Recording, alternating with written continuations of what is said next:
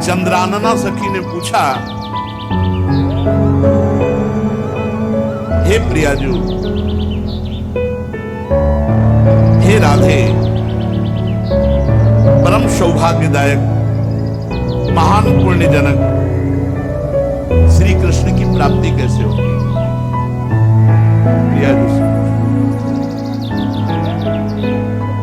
प्रियाजू ने कहा, बहुत जल्दी श्री कृष्ण की प्राप्ति कराने में समर्थ है श्री तुलसी महारानी। प्रियाजू का बताया वृंदा सखी, ये वृंदावन की अधिष्ठात्री देवी है। ये वृंदावन की पूरी व्यवस्था को देखती हैं। प्यारी जो की नित्य खेल की व्यवस्था करती हैं और इनकी कृपा के बिना कोई वृंदावन में प्रवेश नहीं कर सकता। ये हमारी प्यारी जो की प्रिय सखी वृंदा सखी श्री तुलसी महारानी। चंद्रानना सखी ने कहा कि परम सौभाग्यदम राधे महापुण्यम वरप्रदम श्री कृष्ण स्यापि लभ्यर्थम उनका तुलसी सेवनम मतम। मेरे मत में यदि तुलसी जी की सेवा की जाए,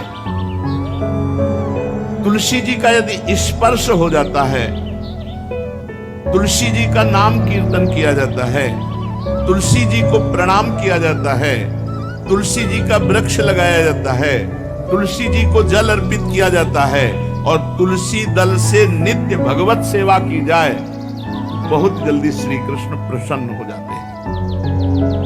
प्रतिदिन जो तुलसी जी की भक्ति करता है, तुलसी का पौधा रोप करके तुलसी जी का सिंचन करना, तुलसी जी को तिलक लगाना, तुलसी जी को माला पहनाना, तुलसी जी की परिक्रमा करना, तुलसी जी को प्रणाम करना, वो कोटि सहस्त्र युगों तक ऐसा महान सुकृत होता है कि भगवान श्री कृष्ण के नित्य समीप रहता है जो तुलसी जी की सेवा करता है। जब तक मनुष्य की लगाई हुई तुलसी की शाखा प्रशाखा बीज पुष्प सुंदर दल से तुलसी जी सुशोभित होती है, तब तक हजारों कल्पों में श्री हरिधाम में रहते हुए उसका कभी पुण्य नष्ट नहीं होता। जैसे एक दिन तो 1000 कल्प, 2 दिन 2000 कल्प वो भगवान के नित्य धाम में महान सुकृत के बल से भगवत धाम में रहेगा, जो तुलसी जी का पक्का मान लीजिए। जब स्वयंसी में से तो तुलसी जी रोपण करके तुलसी जी का एक वन लगाया और रोज नवीन नवीन मंजरी तुलसी दल लेकर प्रभु के चरणों में, कहीं न कहीं तुलसी जी की कृपा हुई। वृंदावन, ये वृंदा अधिष्ठात्री देवी वृंदावन की है, इनकी कृपा के बिना। हे चंद्रादने, संपूर्ण पत्रों और पुष्पों को जो उतार करके सम्मान पूर्वक पहले प्रार्थना करनी चाहिए। हे वृंदा देवी, हे तुलसी जी, भगवान श्री हरि की पूजा के लिए या प्रियाजू की पूजा के लिए हम आपके कुछ मंजरी कुछ दल लेकर के सेवा करना चाहते हैं, आप कृपा करके मुझे दीजिए। और फिर उतार के ऐसे नोचना नहीं, बहुत सम्मान से बहुत प्यार से तुलसी जी प्रसन्न होती हैं। जो मनुष्य तुलसी दल से श्री हरि की पूजा करता है, कोई भी पाप उसका स्पर्श नहीं कर सकता। पूर्व में किया हुआ कोई भी पाप उसको दंड नहीं मिलेगा जो तुलसी जी की आराधना नित्य करता है। अब इतना जल भी ना चढ़ा दे, माल पुण्य हो जाए और तुलसी जी अंतर ध्यान अनुकूल जल, जैसे हम लोग गमले पे हैं, इतना बड़ा तांबे का रोज उससे भर के लोटा चढ़ा दोगे, 2-4 दिन में अंतर ध्यान हो जाएंगे। बहुत विवेक से जरूरत है, मतलब भारी पुण्य होगा। अब इतना बड़ा लोटा रोज जल चढ़ाओगे तो 2-4 दिन में पीली होके अंतर ध्यान हो जाएगा। और इतना जल अनुकूल जल चाहिए, एक तांबे का छोटा सा रोज डालो, उसमें कोई फर्क नहीं। और गमला उठाकर धूप में विराजमान करो। सेवा का मतलब क्या है? जो तुलसी जी को जल अर्पित करके तुलसी जी की सेवा करता है, हरि चिंतन करता, कभी कोई पाप उसका स्पर्श नहीं कर सकता। 100 भार सोना, 400 भार चांदी,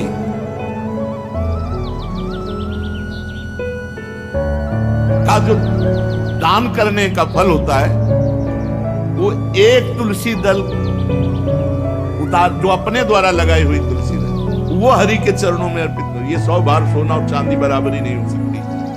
कितना महत्व है।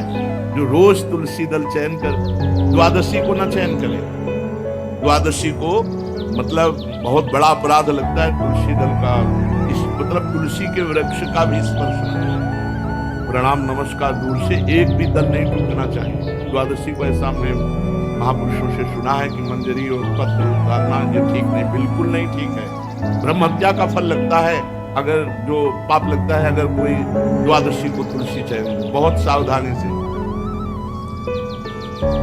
जिसके घर में तुलसी का बगीचा होता है, कई पौधे होते हैं, उसको कहीं तीर्थ जाने की जरूरत नहीं, उसका घर तीर्थ है जिसके घर में तुलसी के पौधे हैं। और यमराज कभी उस घर में किसी भी मरने वाले को लेने नहीं आएंगे। जिसके घर में तुलसी, लगा लो भैया तुलसी लगा लो घर, काहे को यमराज को आने दो। सबके घर में तुलसी। कितना सुंदर पहले था, घर में आंगन होते थे, आंगन में एक बहुत बड़ा, और फिर उसमें तुलसी जी, और फिर उसमें 2-4 नर्मदेश्वर और शालिग्राम ऐसे, और फिर घर का हर व्यक्ति जल चढ़ाना, प्रणाम करना, नमस्कार करना, चार पर। कितनी पवित्र पद्धतियां हमारी थी। जब रसोई बने पहली गाय के लिए, फिर कुछ पक्षियों के लिए, फिर कोई संत महात्मा, कोई भिक्षु, ऐसा कितना पवित्र व्यवहार है यार। याद जैसे आपने देखा है, ये रसोई बन रही ना, धुआं नहीं खत्म होने पाता, वही सब अपवित्र किए हुए हैं, राक्षसी बुद्धि आती चली जा रही। तुलसी जी, ये भागवती की वस्तु है। हमें लगता है बालकनी तो होती है, बढ़िया बालकनी, ऐसा खाने धरने वाला स्टैंड लोहे का रखो, तुलसी जी को विराजमान कर दो। जिसके घर में तुलसी जी विराजमान होती, उसके घर में यमराज कभी नहीं जाते। जो तुलसी जी का सेवन करता है, उसकी सारी कामनाएं तुलसी जी पूर्ण कर देती हैं। तुलसी जी को लगाना, तुलसी जी का पालन करना, तुलसी जी को सिंचन करना, तुलसी जी का दर्शन करना, तुलसी जी का स्पर्श करना, मनुष्य के द्वारा जो मन, वाणी और शरीर से पाप हो गए, सबको तुलसी महारानी क्षमा कर देती, दग्ध कर देती है। पुष्कर आदि तीर्थ, गंगा आदि परम पावन नदियां, ये सब जो स्नान आदि, अवगाहन आदि करने का फल देते हैं, वो केवल तुलसी जी घर में विराजमान है, उसको फल मिल जाएगा। कितने बढ़िया। जो तुलसी जी की नवीन मंजरी प्रभु के चरणों में अर्पित करके प्रणाम करता है, वो चाहे कितना भी अपराध किए हो, वो कभी यमपुरी को नहीं देखेगा, कभी यमराज के पास नहीं जाएगा। जो मनुष्य तुलसी काष्ठ का घिसा हुआ चंदन लगाता है, उसके सारे संचित भस्म हो जाते हैं, और क्रियमाण जो वर्तमान, वो कभी उसको बांध नहीं सकते।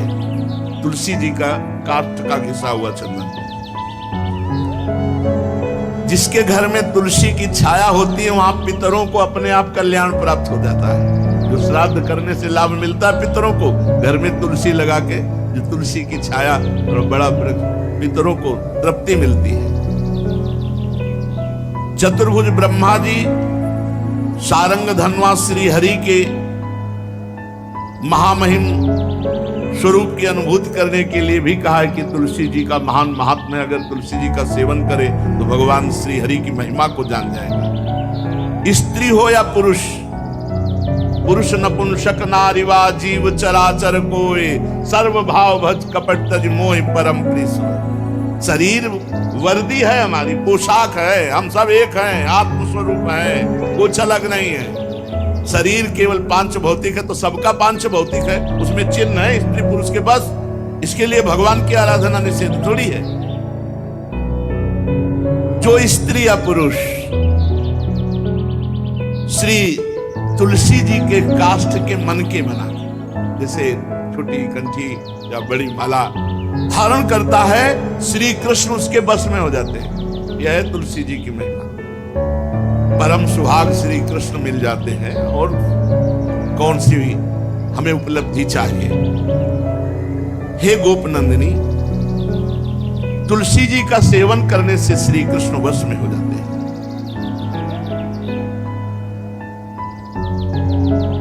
जो तुलसी की माला से नाम जप करता है, काउंटर वाली बात मेरी स्मृति के लिए भाई है, निषेध नहीं करते, नहीं भक्तों के भजन बंद हो जाएंगे, पर हम इतनी महिमा जरूर बता देते हैं कि तुलसी माला से जो नाम जप किया जाता है उससे आध्यात्मिक सिद्धि बहुत जल्दी होती है। गुरुदेव भगवान जो अंगुलियों से रगड़ होती मन का से, उसमें आध्यात्मिक ऊर्जा शक्ति तुलसी माला से, प्लास्टिक पर भाई करो, निषेध नहीं कह रहे, बंद हो जाएगा वो भी राधा राधा कहना, वो हमें बंद नहीं करना, हम कह रहे तुम जैसे बने वैसे करो, लेकिन माला का बहुत बड़ा प्रभाव। तुलसी परम पवित्र भगवान श्री हरि की प्रिया, और उनके काष्ठ को जब हम ऐसे ऐसे नाम के साथ विशेष ऊर्जा शक्ति, आध्यात्मिक शक्ति हम में जागृत होती है। हो सके जिनको ऐसा बन सके तो छोटी एक वो आती है सुमिरनी, उसको रख लो अपनी जेब में, रख लो, उससे करो। और नहीं है तो भैया तुम इसी से करो, नाम जप करो, भाव को भाव न खालसो, नाम जपत मंगल दिस दशो। सुंदर सुंदर तुलसी जी के वृक्षों के समीप बैठ करके जो अनुष्ठान किया जाए वो बहुत लाभदायक। श्रीमद् भागवत का, गोपाल सहस्त्र नाम का कोई भी पाठ तुलसी जी के समीप विराजमान करके किया जाए, आचार्य को बुला करके तुलसी पूजन करना चाहिए, विविध प्रकार के अनुष्ठान, अरे तभी तो सब मंगल होता है। पहले था, हमने देखा है, 4 बजे माता जी दरवाजे के सामने लीपती, रोज का काम। तो पुराने घरों में देहरी के आगे आके 4 बजे लीप करके वहां अपना चौक पूर के दीपक जला, क्या पवित्रताएं थी, क्या मंगल था। जब किसी को निमंत्रण दिया जाता था सबके पैर धोए जाते थे, सुंदर बिछौना बिछा करके और उसमें बैठकर पत्तल रज के सकोरा कुल्हड़ ऐसे भोजन पाया, कितना पवित्रता। जो हमारी पूर्व पवित्रता थी, धोती कुर्ता चोटी, पवित्रता। अगर बाहर जा रहे तो बहुत पवित्र पोशाकें थी, पवित्र आचरण थे, पवित्र खान पान था। घर में जाओ तो एक पवित्रता है। किसी भी घर में ऐसा नहीं था कि देव मूर्ति न विराजमान हो, किसी भी घर में ऐसा नहीं था तुलसी जी विराजमान हो, 1-2 गाय जरूर होती थी, पवित्रता। अब तो बड़ा विचित्र, भारतीय गौएं जो श्वेत रंग की, जो अरुण रंग की, जो सींग वाली है, वो उनका आप दुग्ध देखिए, दूध का रख दीजिए, स्वर्णिम कांति छाई मिलेगी। ये हमारी भारतीय पद्धति है, हविष्यान्न, इससे देवताओं का, भगवान का, सबका अभिषेक पूजन होता है। शुद्ध गाय जो हमारी भारतीय है, ढीला है, उसके जैसे निकला हुआ, भगवान ने सेवा की है। हमारे गोविंद भगवान का नाम ही गोविंद, गौओं के इंद्र। भगवान सुबह से निकल जाते थे, शाम तक गौओं को चराते थे, बड़ा। तो किशोरी जी ने श्री तुलसी जी के पूजन की बात, भगवान गोपियों से वादा किए थे कि अब तुम्हें अगली पूर्णिमा को रास, अब रास बिना रासेश्वरी के नहीं हो सकता, लिखा हो चाहे ना लिखा हो। कोई भी विद्वान, कोई भी प्रवक्ता इस बात को बतावे, कहते हैं भागवत में राधा नाम नहीं लिखा है, भागवत राधामय ही है।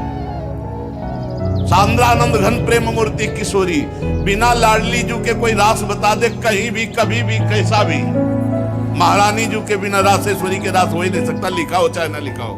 क्यों नहीं लिखा? याते श्री सुख प्रगट कियो नहीं, जहां बोले राधा तो समाधि लग जाती हो, यहां 7 दिन में तक्षक काटना है।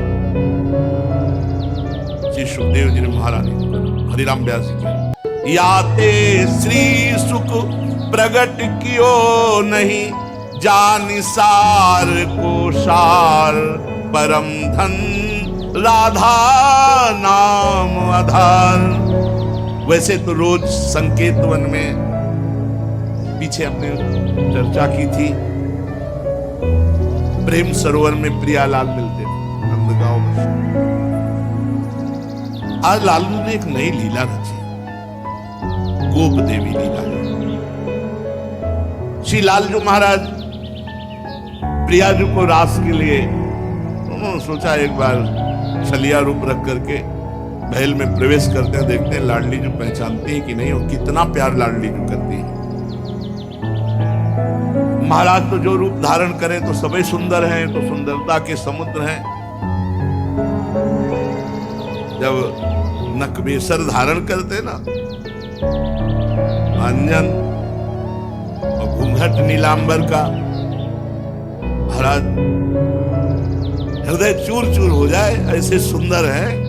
गोरी किशोरी भी चकोरी है जिनकी, नीलांबर धारण करके, और जिस समय लाली लगा के महाराज राधा पी जी को कभी कभी जब आते हैं तो देखो ऐसा लगता है यार बलिहार है महाराज, जो रूप धारण करते सीधे हृदय पर प्रहार करते हैं। प्रभु ने गोप देवी का रूप धारण किया, गोपांगना का। श्री चरणों में नूपुरों की झनकार, कटी में करधनी जिसमें क्षुद्र घंटिका लगी हुई है। अद्भुतम गोपिका रूपम चलत झंकार नूपुरम किंकिणी घंटिका शब्द मंगुलीयक भूषितम। बड़ी दिव्य अंगूठियां धारण किए हुए अंगुलियों पे, कमर में करधनी जो रुंझुन रुंझुन, श्री चरणों में नूपुर और रत्न कंकण केयूर मुक्ताहार विराजितम।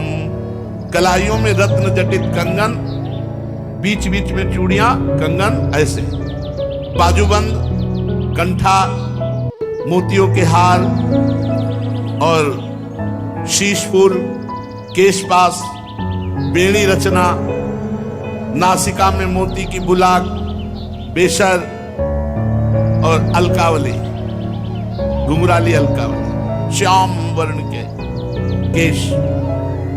ऐसा रूप धारण किया जो देखे मुग्ध हो जाए, श्याम सुंदर। वृषभानु भवन की तरफ चले। खाई और परकोटों से युक्त वृषभानु भवन 4 दरवाजों से सुशोभित, प्रत्येक द्वार पर काजल के समान वर्ण वाले गजराज झूम रहे। राजभवन की बड़ी मनोहरता है। उस मंडप प्रांगण में वायु के समान वेग वाले घोड़ों से